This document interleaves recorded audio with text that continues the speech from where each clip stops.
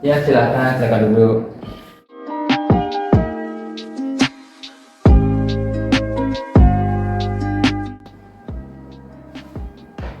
Selamat pagi Pak. Pagi, Perkenalkan dokter. saya Dr. Dwika, dokter yang berjaga di IGD di rumah sakit ini.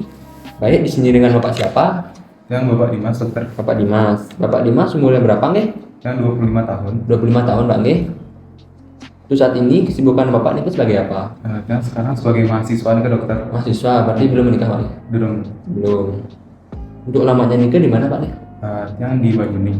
Di Banyuning. Bapak kesini diantar sama siapa Pak? Yang bersama ayah saya nih ke dokter. Sama ayah? Ya. Dua. Oke, baik Pak. Oke, baik Pak. Apakah ada keluhan nih yang bisa saya bantu?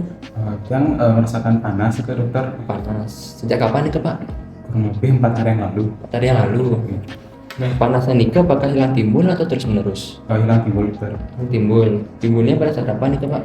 Timbulnya tidak menentu nih ke. Oh, tidak menentu Pak nggih. Oke. Oke, baik Pak. Apakah panasnya nikah sampai mengganggu aktivitas keseharian Bapak nih kan? Lumayan mengganggu sih dokter. Mengganggu Pak nih. Oke, bisa diceritakan Pak bagaimana awal kronologi gejala yang Bapak alami saat ini nih kan? Sebelumnya Tiang sudah sempat panas juga dokter, tetapi Tiang tetap memaksa ikut camping bersama teman-teman di Danau Kudan. Jadi Tiang sempat makan makanan dari luar juga nih, dokter. Oke, baik Pak. Nah, apakah ada faktor yang memperberat nih dari gejala yang Bapak alami? Memperberat sih tidak ada dokter. Tidak ada. Bagaimana dengan yang memperingannya? Tidak ada juga dokter. Tidak ada juga Pak. Baik Pak, apakah ada keluhan lainnya nih kan seperti batuk, pusing, pilek gitu? Tiang merasa pusing sih dikit dokter. Pusing. Oke, baik Pak. Sebelumnya apakah Bapak sudah melakukan pengobatan sebelumnya? Sudah sempat dokter Tiang minum Sanmol Forte dianjurkan oleh teman. Apakah membaik nih ke Pak? Lumayan baik sih dokter, tapi sekarang naik lagi nih ke. Oh, naik lagi Pak nih. Oke. Apakah Bapak ada alergi obat ataupun makanan nih kan? Tidak ada dokter. Tidak ada. Nah, baik Pak. Apakah ini pertama kali Bapak mengalami gejala seperti ini Pak? Iya, pertama kali dokter. Pertama kali. Oke. Sebelumnya apakah Bapak memiliki riwayat penyakit seperti hipertensi, diabetes nih kan? Ada? Tidak ada dokter. Tidak ada. Bagaimana dengan di keluarga? Apakah memiliki gejala yang sama seperti yang Bapak alami? Tidak ada juga dokter. Nah, di keluarga apakah ada memiliki riwayat penyakit seperti hipertensi juga? Tidak ada dokter. Tidak ada. Nah, sebelumnya mohon maaf Pak nih. Nah, di lingkungan sekitar rumah Bapak nih apakah terjaga nih ke? Untuk kebersihannya sendiri terjaga dokter. Terjaga Pak nih. Oke. Sebelumnya apakah Bapak rajin ke atau rutin berolahraga?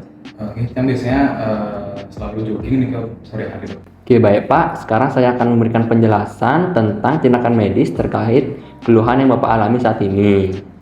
Nah, jadi Bapak tidak perlu ragu atau sungkan terkait bagaimana keputusan Bapak setelah saya memberikan penjelasan Pak Nggih. Nah, segala informasi yang Bapak berikan dan informasi saya berikan terkait tindakan medis adalah satu bentuk kerahasiaan medis. Nah, sehingga Bapak tidak perlu ragu untuk menyampaikan hal-hal yang berkaitan dengan keluhan Bapak. Iya dokter. Nah, berikutnya di sini saya akan melakukan pemeriksaan fisik dan pemeriksaan penunjang Pak Nggih.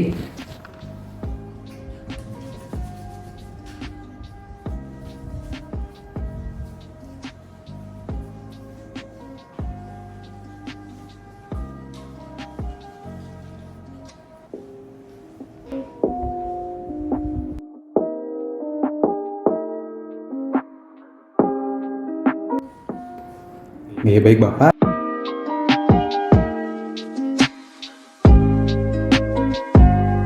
Di sini saya izin untuk memulai menjelaskan diagnosis dari penyakit yang Bapak derita.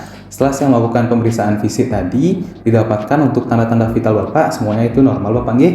Tetapi saat melakukan pemeriksaan penunjang, di sini saya dapatkan adanya penurunan kadar dari trombosit dan juga hemoglobin. Jadi setelah berdiskusi dengan tim dokter, kami mendiagnosis Bapak mengidap demam atau febris yang disebabkan oleh infeksi dari virus dan mengarah ke demam berdarah. Nah, maka dari itu untuk mencegah komplikasi-komplikasi, kami mengusulkan adanya pengawasan agar tidak terjadi komplikasi tersebut seperti shock, dehidrasi, dan juga pendarahan. Nah, maka dari itu kami dari tim dokter menyarankan Bapak dan ada tindakan medis yaitu pemasangan infus intravena untuk mencegah dari komplikasi tadi seperti perdarahan, shock dan juga dehidrasi Bapak nggih. Bagaimana nih untuk tata cara tindakan medisnya dokter nih? Nggih, saya izin menjelaskan Bapak nggih. Untuk tata cara pemasangan infus intravena nike, di sini saya sebagai dokter akan memasangkan infus intravena pada pembuluh di tangan Bapak. Nah, adapun tujuan dari pemasangan infus intravena niki untuk melakukan pengawasan terhadap pengobatan Bapak selama berada di rumah sakit. Nah, mungkin efek samping yang nanti Bapak dapatkan nike mungkin hanya terasa sakit sedikit saja saat Bapak melakukan pemasangan infus. Untuk selebihnya tidak ada efek samping Bapak nggih. Apa mungkin ada alternatif tindakan lain selain pemasangan infus gitu? Nah, baik Bapak, untuk pengobatan dengan menggunakan pemasangan infus intravena, ada juga alternatif pengobatan lainnya. Nah, itu adalah pengobatan secara oral menggunakan tablet ataupun menggunakan sirup Bapak nggih. Untuk pengobatan oral secara tablet dan juga sirup nih, apakah ada risikonya juga nggak dokter? Nggih, untuk setiap pengobatan pasti ada risikonya Bapak nggih. Namun di sini pengobatan secara oral memiliki tingkat efektivitas dan tingkat keberhasilan yang lebih rendah dibandingkan pemasangan infus intravena. Nah, selain itu ada juga risiko berupa dehidrasi yang disebabkan oleh mual. Nah, mual ini akan menghalangi cairan yang masuk ke dalam tubuh Bapak. Ada juga risiko shock yang disebabkan oleh pengobatan secara oral dan bukan dilakukan dengan menggunakan pemasangan infus intravena. Nah, ada juga risiko lainnya seperti nyeri, infeksi, dan juga pembengkakan. Namun di sini saya sebagai dokter akan meminimalisir hal-hal tersebut, risiko-risiko tersebut dengan menggunakan tata cara yang benar dan juga steril Bapak nggih.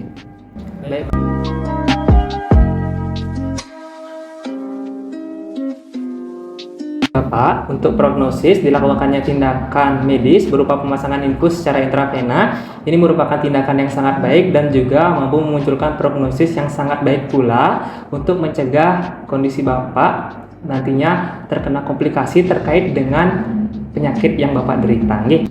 Baik dok, apakah ada risiko atau akibat nike jika tidak melakukan pemasangan dari infus intravena nih dok?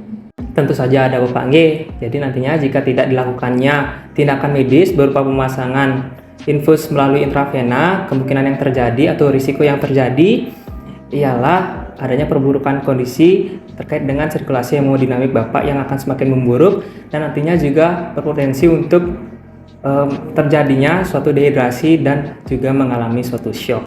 Nah Bapak, adapun juga tujuan serta prospek keberhasilan dari tindakan ini yaitu memiliki tujuan terapeutik yang sangat baik serta untuk prospek keberhasilan yang diberi nama Dubia Ergo 6 dan mengarah pada kondisi perbaikan di tubuh Bapak sendiri. Baik dok, apakah ada efek samping nike setelah pemasangan dari infus intravena dok? Ya Bapak, memang terdapat rasa nyeri ataupun rasa sedikit nyeri setelah dilakukannya tindakan ini.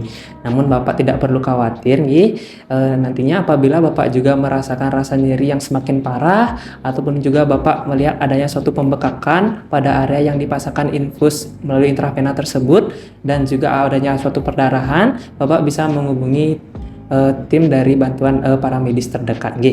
Baik Bapak, setelah saya menjelaskan terkait tindakan medis tadi, apakah Bapak berkenan ataupun bersedia jika dilakukannya tindakan medis berupa pemasangan infus melalui intravena tersebut?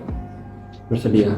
Baik Bapak, jika Bapak bersedia, Bapak bisa mengisi lembar persetujuan dari tindakan medis ini ataupun juga lembar dari tindakan kedokteran ini Bapak.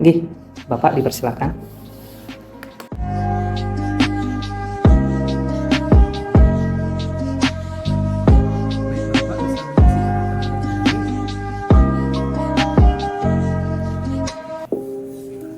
Baik Bapak, di sini juga saya akan melakukan tanda tangan sebagai dokter yang memberikan penjelasan serta nantinya yang akan melakukan tindakan medis terhadap Bapak.